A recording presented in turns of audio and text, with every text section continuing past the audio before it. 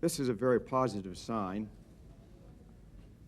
that the NATO forces are being received as friends, which indeed they are.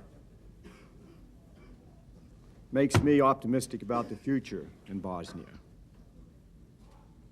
Makes me believe that the parties here are sick of war, sick of killings, ready to put the hatred behind them, and ready to start rebuilding the country and build a future for their children and grandchildren.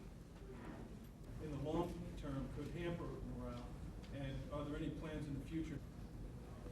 I guess the best way to characterize the American soldiers that I've met today and yesterday is that they have true grit.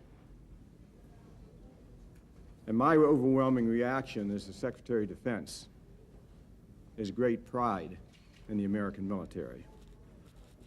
Indeed, all American people can feel great pride in their military and their performance in Bosnia. They're performing a dedicated, difficult task, bringing peace to this tragic land. And they're doing it with a wonderful American spirit.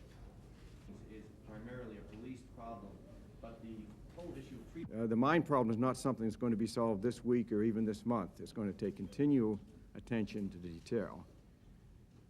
I think that's going to be the history of our time in Bosnia now. It's going to be dealing with one problem after another as these problems come up. And that's why it is the two fundamental features are so important.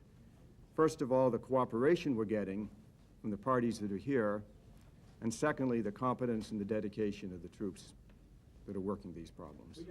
But the last question that one of you posed about logistics brings home to mind that it's easier to move large units from one point to the other and to get them to do something than it is to ensure that from the very beginning you had planned that you can sustain them and sustain them through good days and the bad days.